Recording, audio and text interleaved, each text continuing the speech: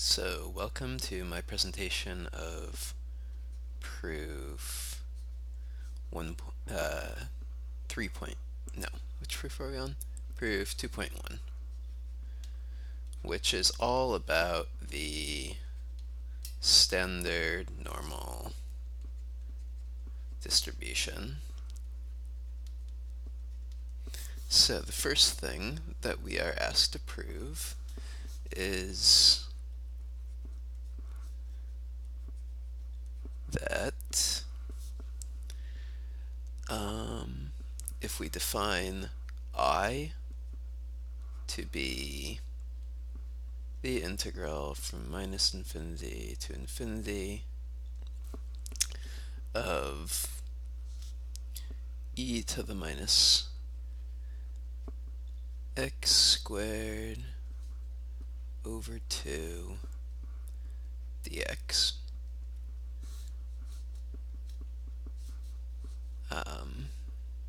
We want to show that I squared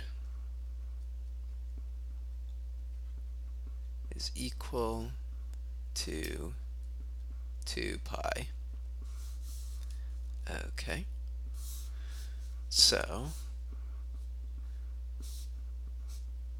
we can then write that as I times I, so minus infinity to infinity e to the minus x squared over 2 dx times the same thing, but we will write it with a different variable. Different variable, y squared over 2 dy, but that's just I times I, so I squared.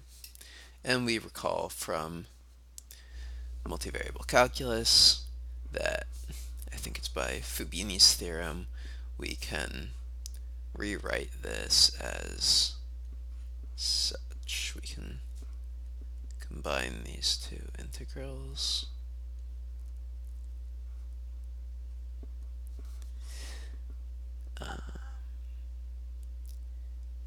E to the minus x squared over 2 e to the minus y squared over 2 dx dy.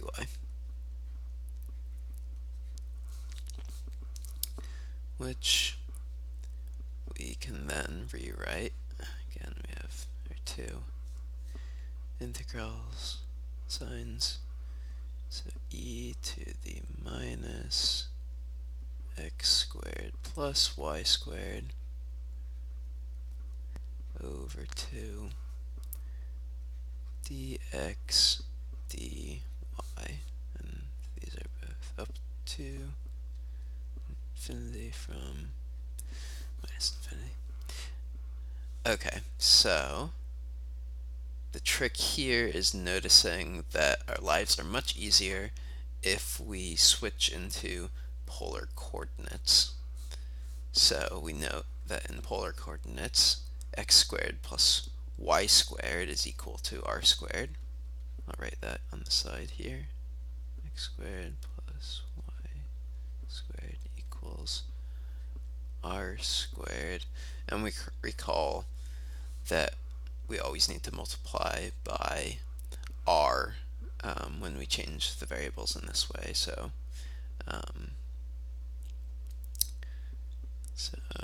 dx dy equals r dr d theta.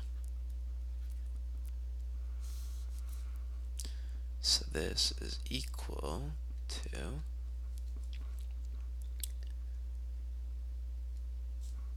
we're going to be going from theta equals 0 to theta equals 2 pi, because we're going all the way around the circle.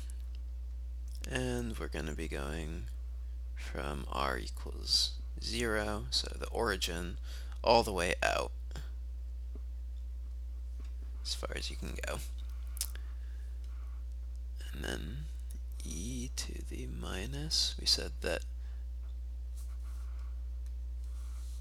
this up here is just r squared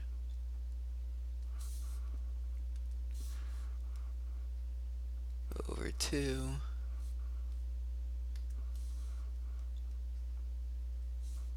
and this is r dr d theta.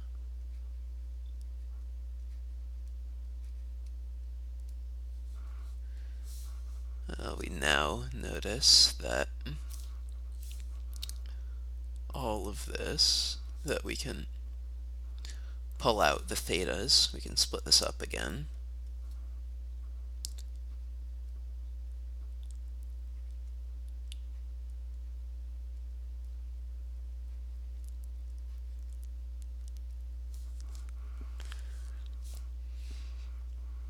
Because nothing here depends on those thetas.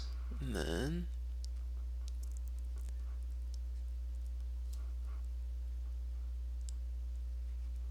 we have everything that's left in there.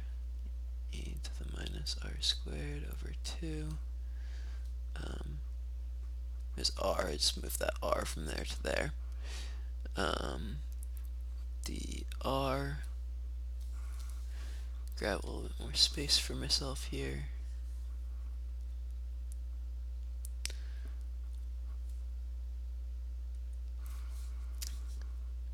Okay, well, this, we know that's just equal to 2 pi. Integrating 1 from 0 to anything is just going to be what's there. And then this other side, so now all of this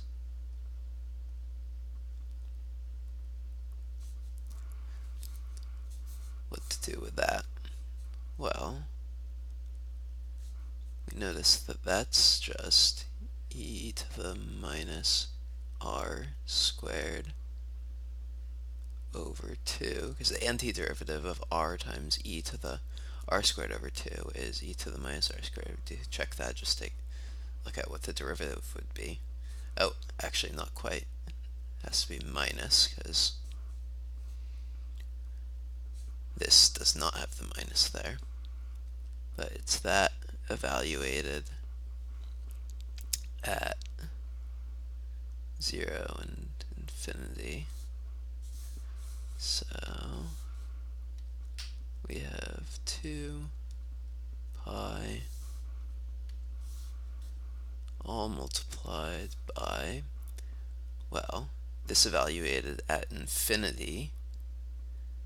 Well, we know that that's just, you know, the bigger that this r gets, the more and more, the bigger and bigger negative number we have here, e to the minus some huge negative number. Anyway, that's going to go to 0. And then we subtract all of this evaluated at 0. So subtract minus e to the 0. So we're subtracting minus 1, which is what? That's just adding 1. So all this is just 1. In fact, everything here in purple is just 1. So what we end up with is just 2 pi is equal to what we were evaluating, which was I squared, as we set out to show. So that was part 1 of our proof, and it will help us out, as we will see in the next couple parts. So we are then asked, what are we asked to do? We say that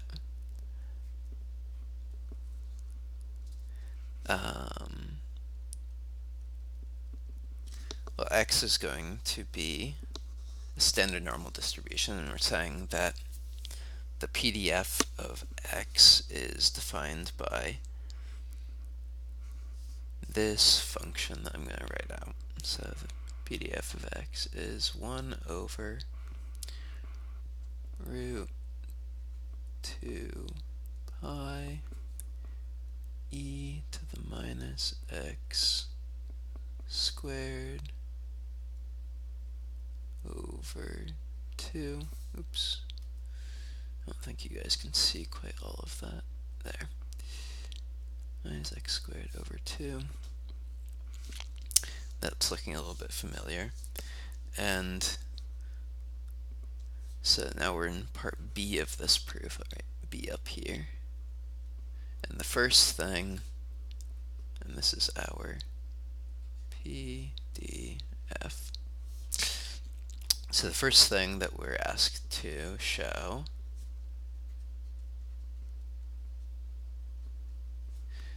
is that the integral of this guy from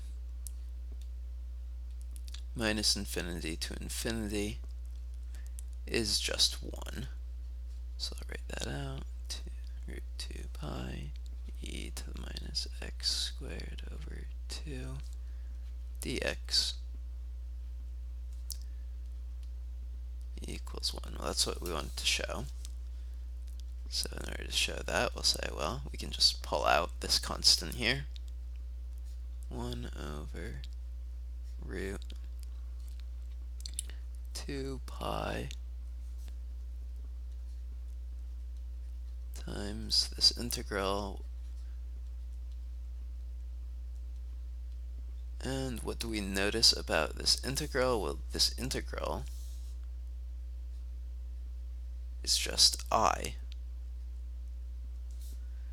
And what did we show in the last part? We showed that I squared is equal to 2 pi. Well, so we know that I, it's not going to be negative because this is never negative. It's above the x-axis the whole time from minus infinity to infinity, so that's going to be root 2 pi. So this whole thing is now equal to root 2 pi over 2 pi over, oh, misspoke there, over root 2 pi. So, like we wanted to show, this is in fact equal to 1.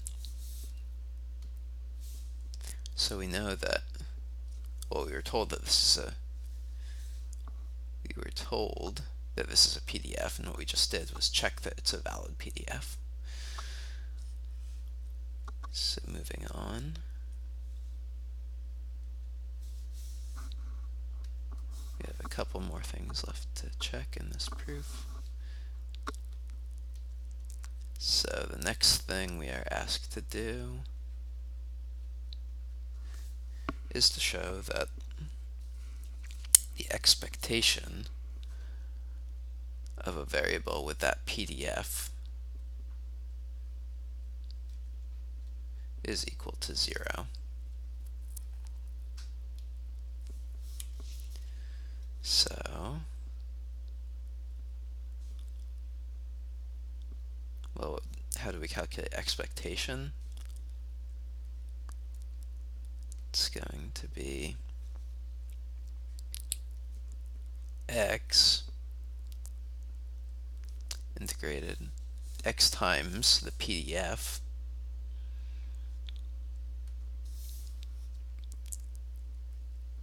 oops.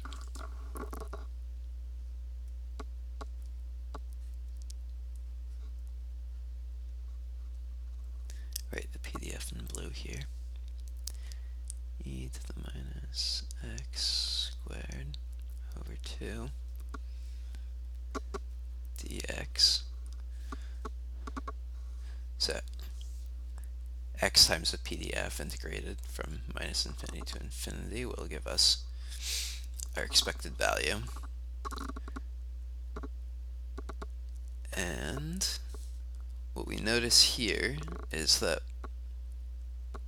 what we have is in fact an odd function. And we recall that if you integrate an odd function from minus infinity to infinity, then what you get is just going to be 0. So no need to do any messy integration, that is just going to be 0.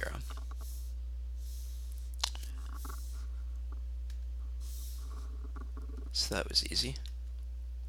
Now the last thing that we are asked to prove or show is that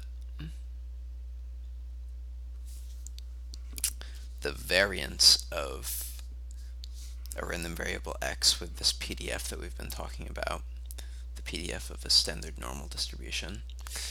So the variance of x, we want to show that that is equal to 1. Well, how do we calculate the variance? Variance, recall, is the expected value of the square of x subtract the square of the expected value of x. Well, we just barely showed that this is equal to 0, so 0 squared is just 0, so the variance is in fact, in this case, just the second moment of our random variable x. And the way that we calculate that is to take x squared, multiply it by its distribution function, not distribution function, but rather density function, it's PDF, e to the minus x squared over 2, and we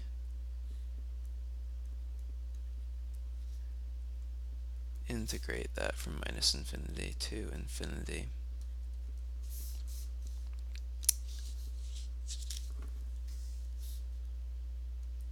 Grab some more space.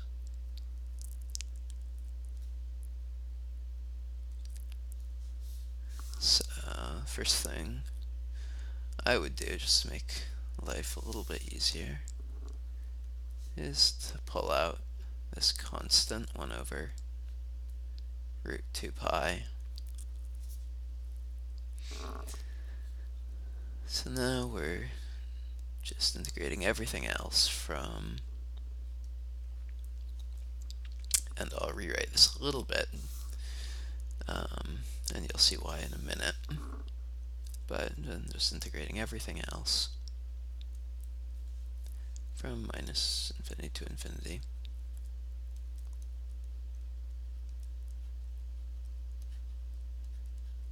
So I just rewrote x squared as x times x, the same thing.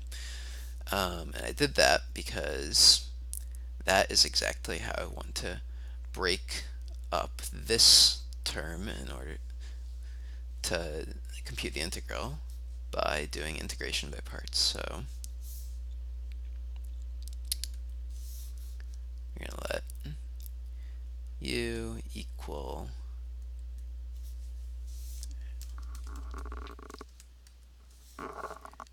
u equal x, so du equals dx, and we're going to let dv equal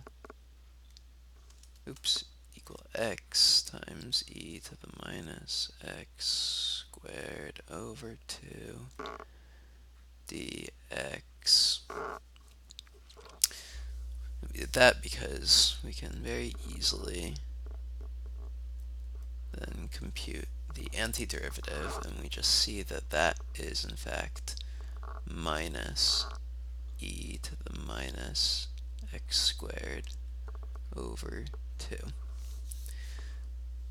Okay, so now recalling how we do integration by parts, we get that this whole thing minus 2, and then multiplied by our integral, which we're now going to compute. Well, we take uv and evaluate that from minus infinity to infinity, so say so minus x e to the minus x squared over 2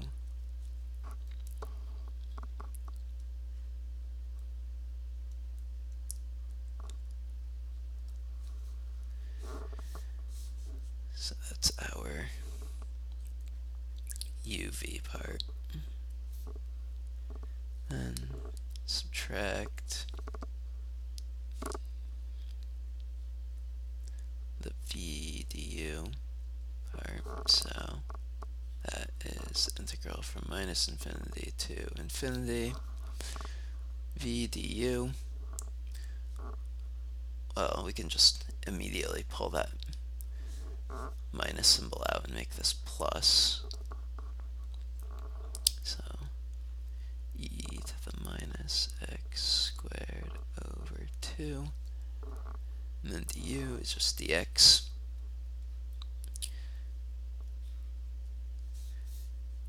And we notice that this here, well, evaluated at infinity is just going to be 0. Subtract this evaluated at minus infinity. Well, this is x is getting squared, so that's the same thing as evaluating at infinity, so it's also 0. So that term just goes to 0. And what we notice about this side is that that term, well, we actually already computed that. That's just I, right? And we said that I is root 2 pi. So we have root 2 pi times 1 over root 2 pi. So our variance is indeed 1. Concluding this proof.